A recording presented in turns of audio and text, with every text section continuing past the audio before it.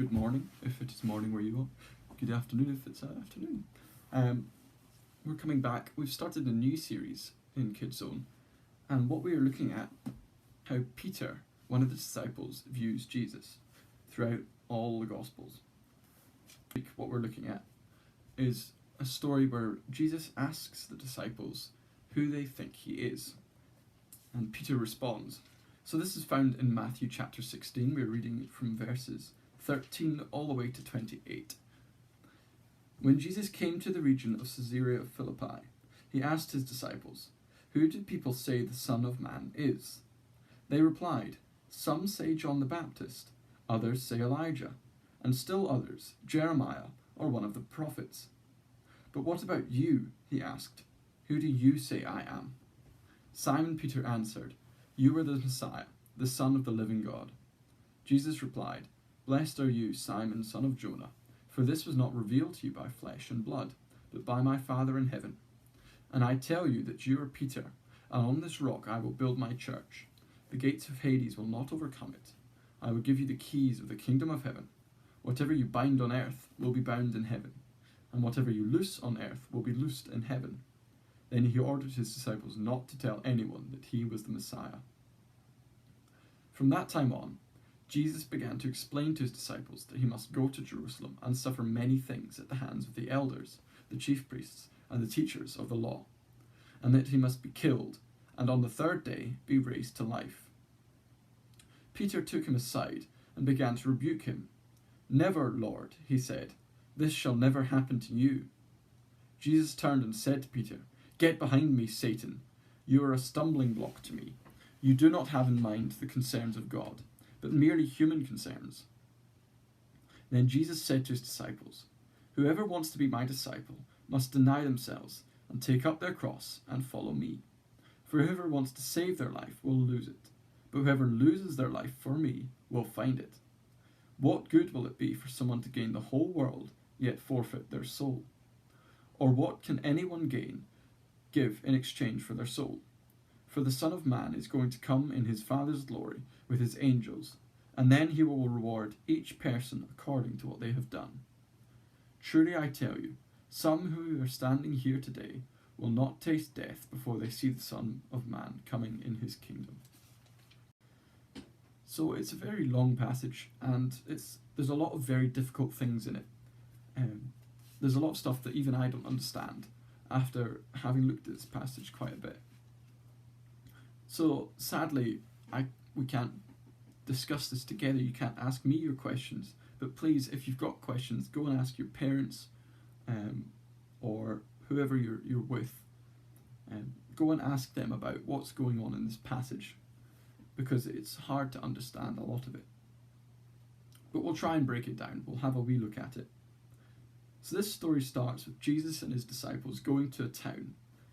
And as they're going there, Jesus asks them who people say that Jesus is. And the disciples say to him, some people think he's a prophet. He's a messenger of God. Some people think that he's Elijah, this great prophet in the Old Testament who was raised into heaven by God, and a very important figure for the Jews. And others believe that he's John the Baptist. Now at this point, John the Baptist, who was Jesus' cousin, was dead. He'd been killed by the King Herod. And so some people thought that Jesus was John the Baptist back to life again. Do you think Jesus is in any of these? Could he be any of these? And then, after this, Jesus turns and pointedly asks the disciples, "Who do you say I am?" He asks them what they think Jesus is. And this is where we get quite an interesting answer. Peter comes up and says, "Jesus, you are the Messiah, the Son of the living God." Now, that's quite difficult because we don't use Messiah in modern day English. So what does it mean? Well, Messiah means God's chosen one. This person had been promised for centuries from God. This great king who would come and would save Israel. They believed that this great king would come and would conquer the lands. That's important for explaining what happens next. But Jesus says, yes, Peter, I am the Messiah. I am this great promised king. And because that Peter recognized that, Jesus congratulates him. That's what his long talk here is about. Because Peter has recognized who Jesus is, Jesus rewards him. And now we fast forward a couple of days. As Jesus goes round, he's now talking with his disciples about what must happen. He's saying that he's going to go to Jerusalem and he's going to die. To us, that's not that strange. We have the Bible, we've got the history, we see that all play out. We see Jesus go to Jerusalem and die, and on the third day, raised to life again. But this is all taking place before Jesus died. And so, the disciples don't understand what he's talking about. They think he's this great conquering king, and conquering kings don't get executed by the people they're supposed to be saving. That's what's so upsetting to the disciples here. But he's going to be killed by the very people they think he's come to save. The religious figures at the time, the top Jews, they're the ones that are going to kill him. And they can't understand this. And also, they can't understand that although he's going to die, he says he's going to come back to life. Dead people don't come back to life. They're dead. It's very hard for them to understand. We understand it now because we've got the full story, but at the time the disciples could not understand. And because of all this, Peter again says to Jesus, never, this is not going to happen to you. Rebuke sort of means like a telling off. It's not quite, but it's similar enough to understand that Peter's quite upset with Jesus. Peter goes up and tells him off. Because to Peter, Jesus is this great conquering king. But Jesus turns and responds to him in what sounds like a very extreme response. Get behind me, Satan. Well, why is Jesus calling Peter the devil? Well, if Jesus never died, then we wouldn't be saved. We wouldn't be here reading the Bible. We wouldn't be at church. We would have no hope. That is why Jesus is so blunt with Peter. Peter is trying to stop Jesus dying because he doesn't understand.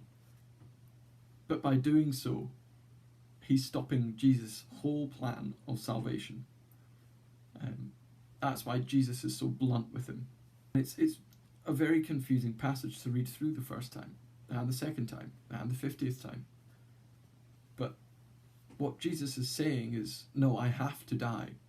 I have to die, because in dying, I will have victory. I will have won. Sin will be no more. You will be free to live with me. But Peter and the disciples don't understand this, and many people today still don't understand this. And then we get to this last little bit, this last section, verses 24 to 28. Then Jesus said to his disciples, "Whoever wants to be my disciple must deny themselves and take up their cross and follow me. For whoever wants to save their life will lose it, but whoever loses their life for me will find it. What good will it be for someone to gain the whole world, yet forfeit their soul? Or what can anyone give for their soul? For the Son of Man is going to come in his Father's glory with his angels, and then he will reward each person according to what they have done. Truly I tell you, some who are standing here will not taste death before they see the Son of Man coming in his kingdom." This last bit here is just after he's told off Peter. He turns to all his disciples and starts talking about life and its value in a very strange way. Because what Jesus says is, in order to have life, we have to give up life. And that doesn't make much sense. But what Jesus is meaning is, if we are to have life full life, life as God intended it, we have to give up our own life where we're in charge. Whoever wants to gain their life will have to lose it.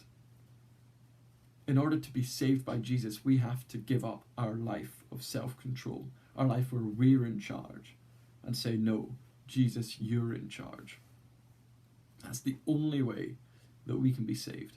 The only way that we can have life is to give up our selfish control and say, no, Jesus, you're in control. And Jesus doesn't say that this is easy. In fact, he says the very opposite. He says it's hard. They must take up their cross and follow me.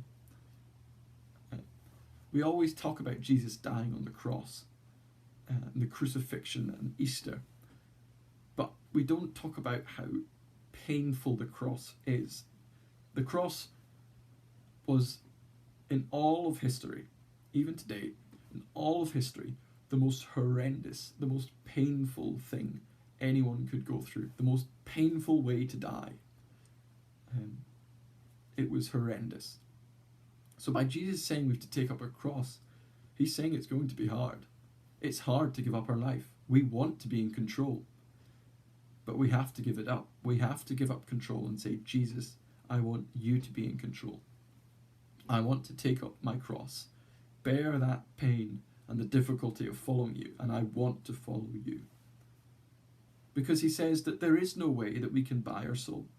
We can't buy our freedom. That's what he says. So what good is it to give your soul, to forfeit your soul for the whole world? That we can't buy our salvation. There's nothing that can be done. The only way is to call on Jesus and to give our lives to him. Now, again, it is a very difficult passage, and there's a lot that you'll probably be sitting there thinking, what does this mean? Please go and talk to someone. Go and ask your parents or grandparents, whoever you're with. Go and speak to them. It's a hard passage, and it's okay to be confused. It's okay to not understand what's going on. But we have this great joy in this passage that we can give up our self-control. Because by having Jesus in control, it means that Jesus has the outcome. Everything that happens, Jesus already knows. We don't get flustered when bad things happen because we still have Jesus. It's still difficult, it's still painful, but we have Jesus in control.